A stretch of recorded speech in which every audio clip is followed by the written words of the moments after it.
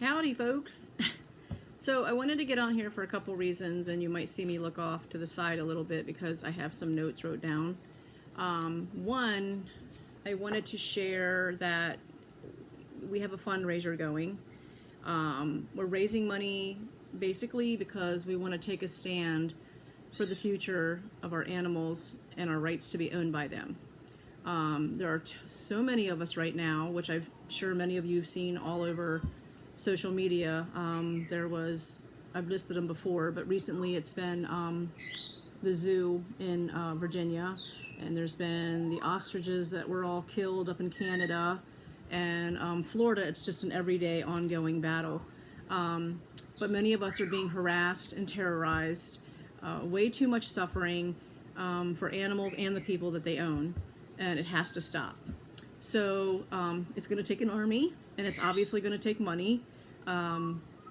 Sorry about the ums, but My Refuge and a group of people that I've been talking with and meeting with for well over a year or 2 years now have joined forces with our attorney and another attorney and the Calvary group, which I've been inviting some of you guys to and sharing about them.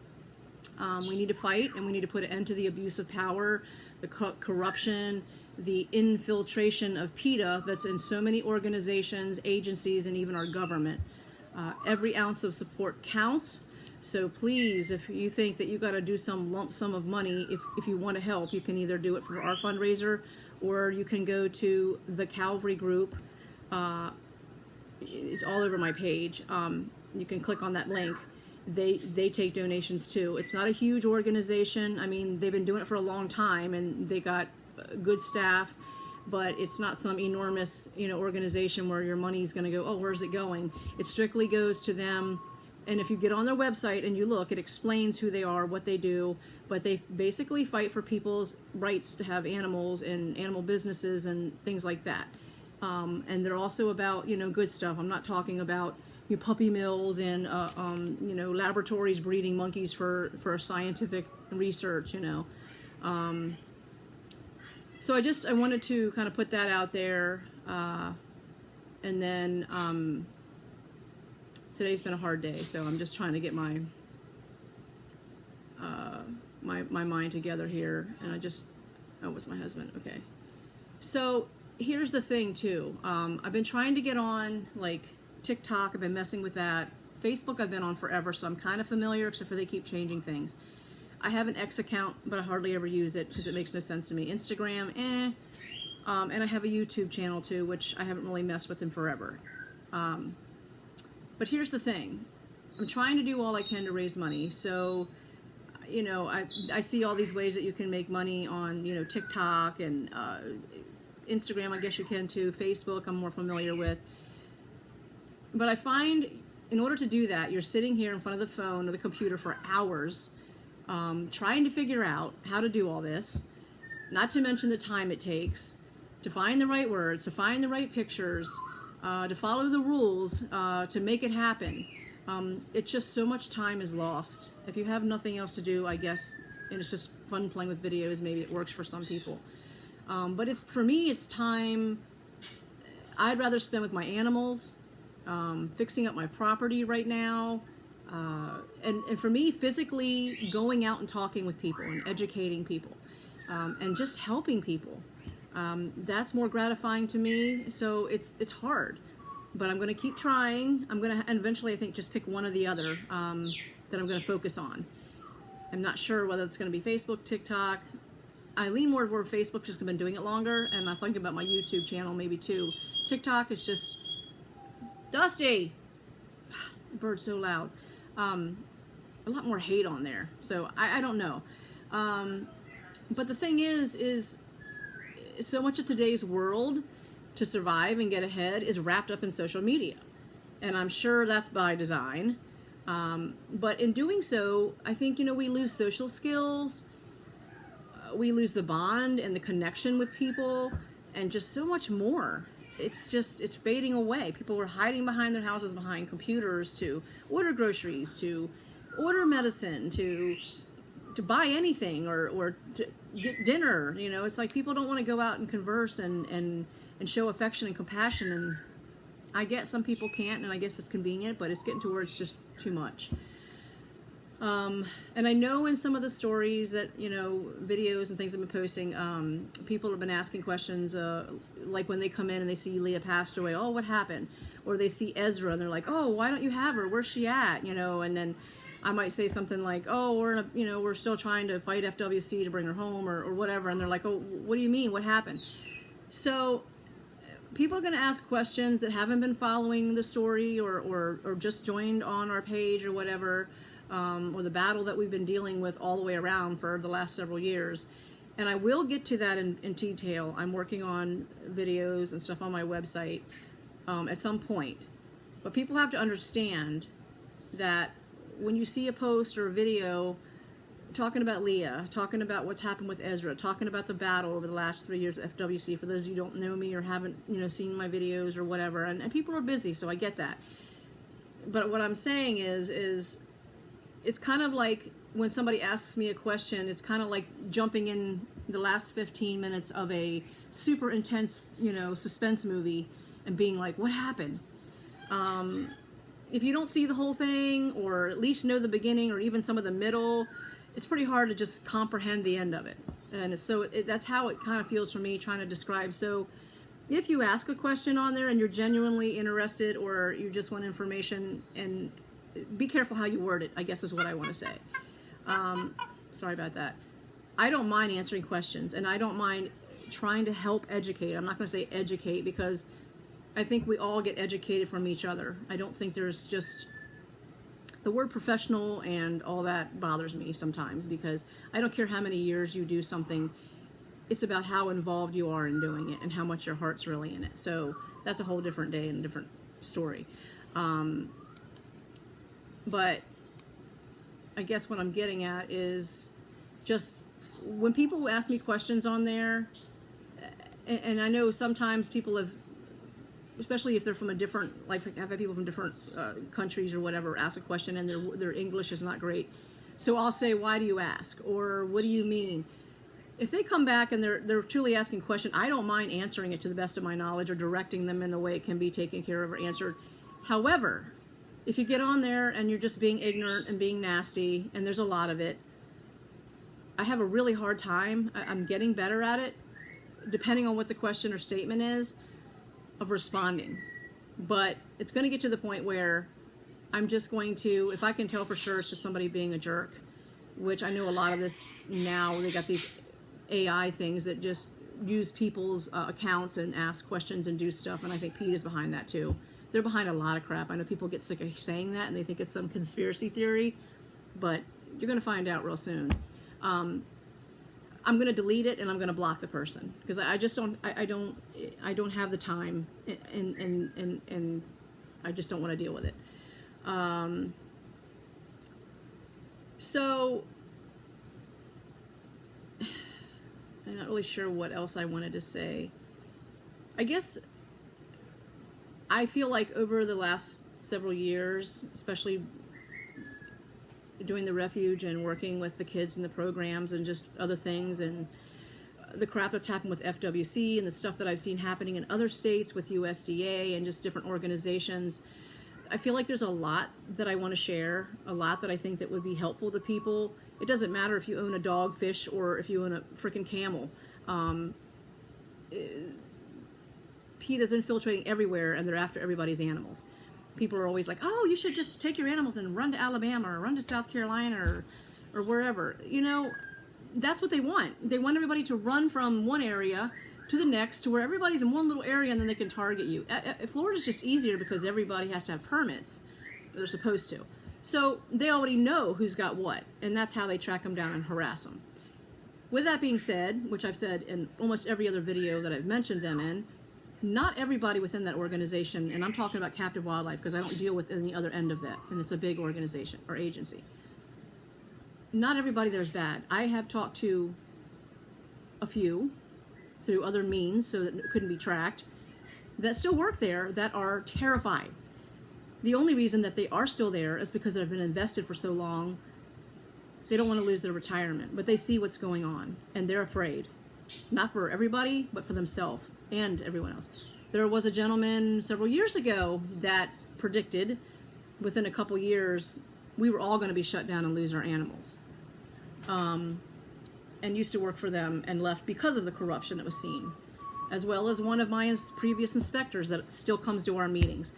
So it's not just some made-up thing because we're mad that there's regulations.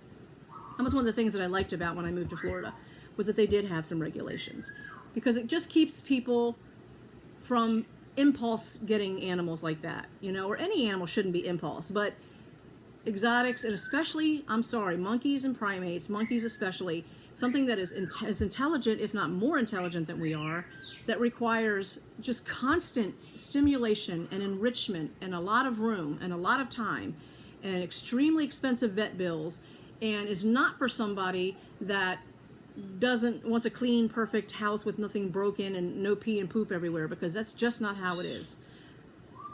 Even if they're diapered, they make messes, they break things, they do whatever, and it's just because they're curious, they're smart, and it depends on how much of the time they're confined. There's a lot of factors that go into it. So yes, I was happy when I moved here and found out that you did have to have hours and experience in order to get a permit, and that they did come out and do an inspection of your caging, and annually they come out, and well, it's different now, but in the beginning, when I came, did this, they came out and they inspected your caging, and if there was a problem or a concern, or they knew something was going to be changing, they'd say, hey, this is going to be changing, keep an eye, or, you might want to do this, or you might want to do that. Most everybody I knew had good relationships with Florida Fish and Wildlife. They had the captive wildlife, very comfortable with calling up there and saying, hey, I got a question about a cage or an animal, or I want to do this, is that okay? We all used to be fine with that. Now, 90% of us, with the exception of a few inspectors that I've met that are still out there trying to do the right thing, but also they're getting, people are breathing down their back heavy. It's just not the same. It's just not the same. So getting back to what I was going to say was that there's many times I've wanted to share things on here because I have nothing to hide. I have nothing to be ashamed of. I've gone through things that I'm sure other people have gone through, or maybe even currently going through. So sometimes being transparent and talking about this stuff is healing for me. But not only that, more importantly, I found in the last 5 weeks since Leah's passed, it's also helping other people heal. Other people talk about things that they didn't before. Some have reached out on my posts, and some have reached out to me privately. And I think that's important because we need that. We need to be able to feel like we're not going to be judged because we don't understand something, or we are worried we're not doing something exactly right, or because everyone's going to experience it differently. That's just the truth. I don't care, like I've said a million times before, you can have a monkey that's been rehomed and it'll be totally different with 3 different people in 3 different scenarios with different animals. So trying to stereotype these guys or any animal really is just not acceptable, because they feel emotion that and see and feel things from us that we don't think maybe they can. But I've also had to watch everything that I've put out there and said, per advice of my attorney, because he's fully aware of the overreach and the abuse of power and the corruption and infiltration that's going on out there. So basically, anything that you say, bad or good, truth or false, it can be twisted and used against you. And it blows my mind how that can happen. You're like, God, if I'm telling the truth, but it doesn't matter. I found that out in court. So as hard as it is to not let my emotions or your emotions drive you, you can't always just release or react. And that's what PETA and their puppets want. They want people to react.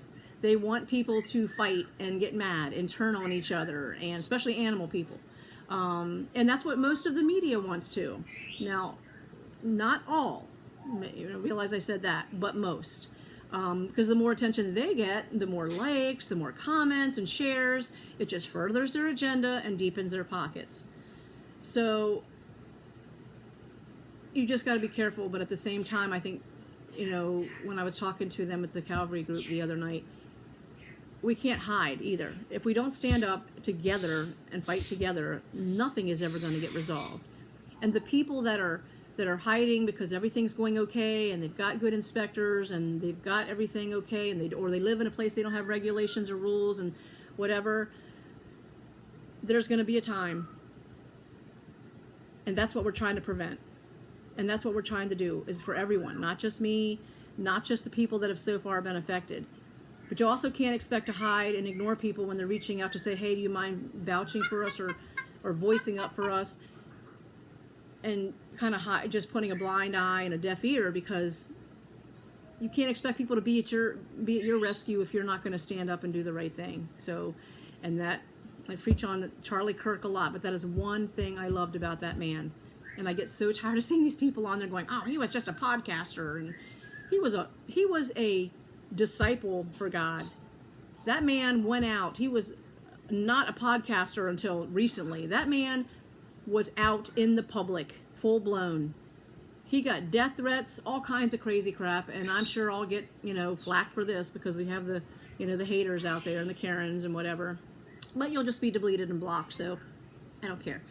But that is one thing I loved about him, was his courage. And oftentimes when I get down and I start feeling defeated, and I know you see posts like that because right now I'm an emotional mess over Leah, and I can't believe some of the rude stuff I've seen from that. But she was my life. She was not just, not even just a family member. She was my life. But that was one thing I loved about Charlie, was that he always stood up and said the truth. He shared about God.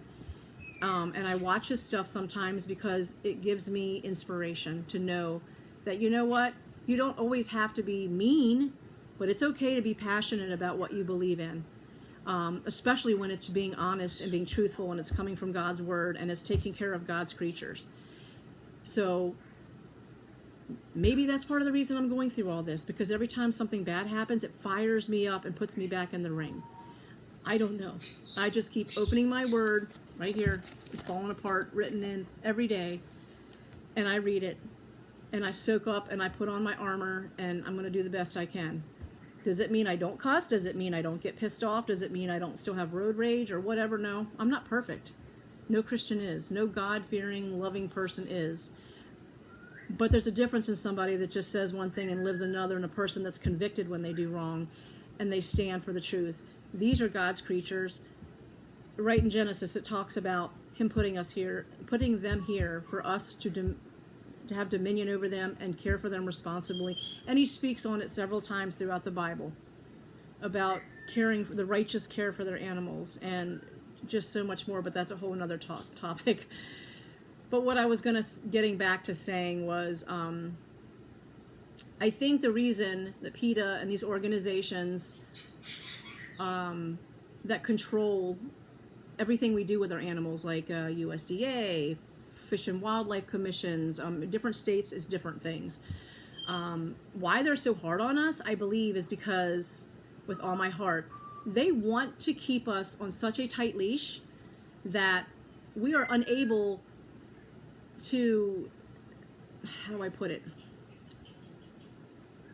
They want to keep us from letting our animals get close enough to people for them to actually see the truth, and how amazing they are, how affectionate they can be, how strong of a bond that they build with us, and how they truly do love and crave human interaction and contact.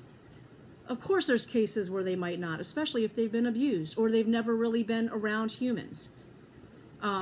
People are always putting that on my thing. They belong in the wild. No, wild animals belong in the wild, not captive bred and generation captive bred animals. And not all of us put them in cages. We build enclosures. We build enclosures for whatever the need is of that animal. Usually it's far beyond what is regulated. My cages have never been as small as what they're supposed to be because it's entirely too small. And we half the time we give our animals more than we do ourselves. I'm not saying that there's not people out there that neglect or abuse. It's that way with children too. But why should we pay the price for it? It makes no sense to me. But if we were able to show all that, just think of the minds it would change. PETA and their puppets love showcasing like things like Tiger King and Chimp Crazy. And when the lady that, I forget her name now, that had her face torn up by the chimp that was all drugged out on frickin' Xanax and not feeling well anyway, that was totally on human error there. It would have never happened. And of course, anytime there's an escape or someone gets a scratched or a bit, that gets over dramatized. And they love it. They love that stuff being put out there because it pushes their agenda and in the direction that they want. And they know people's biggest fear is what they don't know. By keeping people away from animals and the truth, it holds the public, captive of the lies and the false propaganda and the false accusations. They fall for whatever they read and see, even in a world of AI and smoke and mirrors. And even the people that are like, oh, you can't believe everything you see, are the ones believing in everything they see. When they say stuff to me like, oh, well, I saw it. Okay, well, did you watch a movie where, this and that blew up and obviously it's artificial and fake because the person's still alive. It's the same thing in the animal world. PETA rakes in millions of dollars every year in donations, and it goes to their own corrupt vets and attorneys and false propaganda and editing videos. They steal videos all the time off of Facebook and from events that they attend and edit them and make animals look like they're in these cages and they're being suffering and they're doing this. Well, where the hell are they? Where were they when Australia burnt down? Did you see them out there going, oh, we got to do something and help these animals? Do you see them after natural disasters out there helping anyone? No. They're only going to do anything that helps them make revenue. And once an animal stops making revenue for them, it's euthanized. That's a whole nother day. But anyway, honestly, for the most part, I don't care how many videos you watch. I don't care how many books you read. I don't care how many sanctuaries you visit or zoos you visit. If you don't experience the intimacy of these animals, you just can't understand it on the same level. You just can't. And I'm going to leave it at that today because I went 5 different directions that I wanted to go. Monday was 5 weeks since Leah passed. Last night I had an absolute complete meltdown. And Levi knew it. He came over and was licking my tears. And the craziest thing happened. He went and found her blanket and brought it over and laid it right in front of me. It's crazy how intelligent they are. I have no words. We went to the fire department today because Erica Smith, the godsend that she is, made some ornaments for me, for each of the firemen that were there that night that tried to help Leah. And my friend Lisa Colby, who's an artist, did a portrait of Leah that said "My Heroes," that goes in the fire department, and we presented that today to them. The local lady here is going to be writing a news story, a newspaper article on it. And one of the local news teams was there doing a small story on it. And I'm happy because I feel like Leah's little legacy is living on. But even more so, I wanted these firemen to never forget what it meant to me and my husband and everyone that loved Leah, really.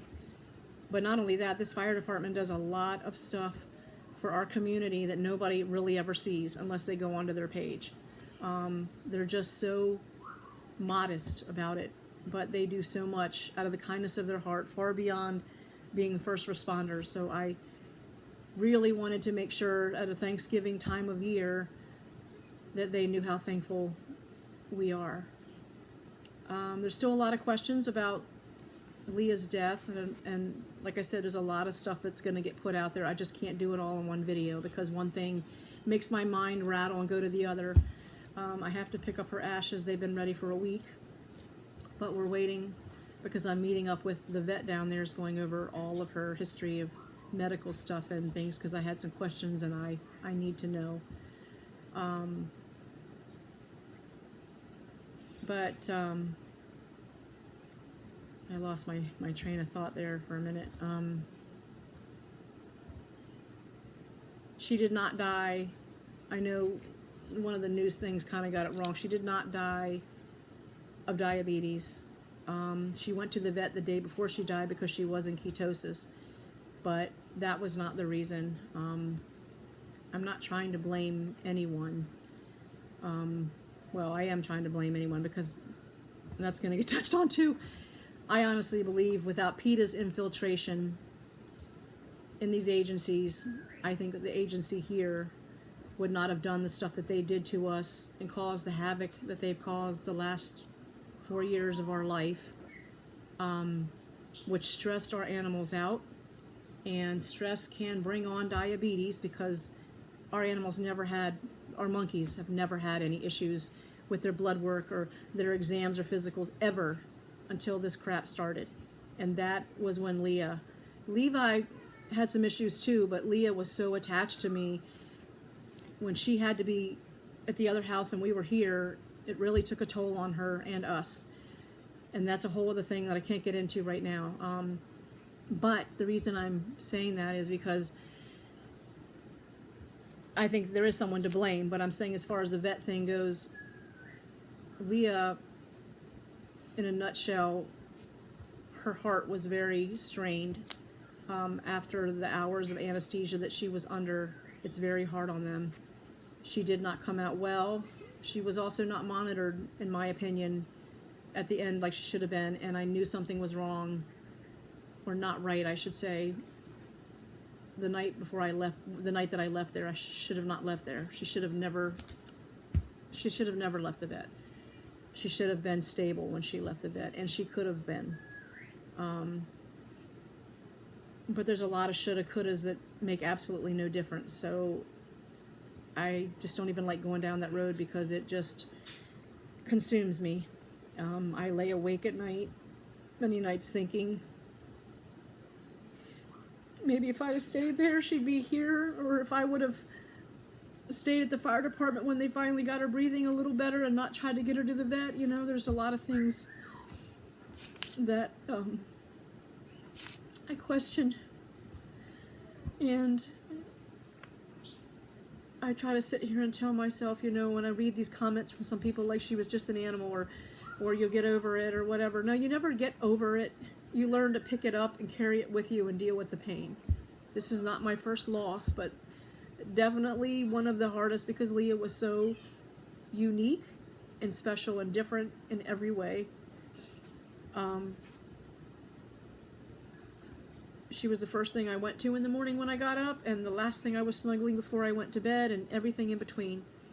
She wanted to be with me. She wanted to have her little arms wrapped around my neck. She wanted to be grooming me or telling me her little stories. And it's so hard when you go in there at night and have to realize that that's never going to happen again, that she's not coming back, that you're never going to have any of that again. So I sit at night and I watch videos of her, and I cry and I hurt, but I smile and giggle too because she was just so special, and it does help me heal. So that's why I share them. And like I've told a few of the other haters, if you're tired of seeing it or whatever, stay the hell off my page, block me. You know, it's not for you. So anyway, I'm gonna close here. It's getting late. Levi and I just came in from outside, and he's in his cage having a snack because I knew if I tried to do the video with him out running around, I would never have gotten this far. So he likes to terrorize the cats and be over here picking up my phone. So, but for those of you guys that have been so sweet, I'm sorry that I can't always respond to everybody's post, you know, and comments, but the love has been far greater than the negative, and that's what I'm trying to focus on. I'm not giving up. We are having some major hurdles with the refuge, even though the last several years has been about this place and getting it ready and getting enclosures built, and now FWC is trying to keep us from doing that. We had a couple people mention about rehomes, and I was excited because I thought, this would be so great for Levi, but now that's another battle I'm up against because they're telling me that they're not going to allow us to take in another monkey. So that's another reason we're joining up with the Calvary group, because it's abuse. I faced enough hell for 3 years in the court, in and out of court, for crap that I didn't do. Tried to accept it and move on, and now it just is resurfacing again because I am not going to continue to pay the price, or my animals pay the price, or the people that were in my programs pay the price for something we didn't do. This whole, justice system is a joke, and the life, liberty, pursuit of happiness thing is a complete joke. And I don't know how most of them can even stand in a courtroom with "In God We Trust" over their head. I'm surprised lightning doesn't strike them dead. And something seriously has to be done. And people are always asking me what they can do. What you can do is, one, obviously pray for us. I know not everybody's in the monetary position, so pray for us. Write letters. I will get some links. I'm going to do that to letters and emails that need to be sent. But the biggest thing for right now, unfortunately, is donations and everything that I raise, other than we need to get our vet fund, built back up a little bit because we spent a crap load in the last about a year on the vet bills. But it's going to go to the Calvary route because there's some knowledgeable people that have been making some huge differences within some of these agencies. But the problem is the people want the help, but they don't want to give the support. And it takes time to sit down for hours digging through law books and getting legal people on board and making campaigns and getting to, people in the governor and the Supreme Court and all these different things that they're fighting right now. They have to be able to have some way of doing it. And so that's where my focus is. So I love you guys. Thank you for everything. I'll try to continue making some new videos. We've got the holidays coming up, so I know everybody's going to be really busy. And sharing, this stuff too is very helpful. The doctor's calling. So I got to end this. But thank you guys, and we'll talk soon.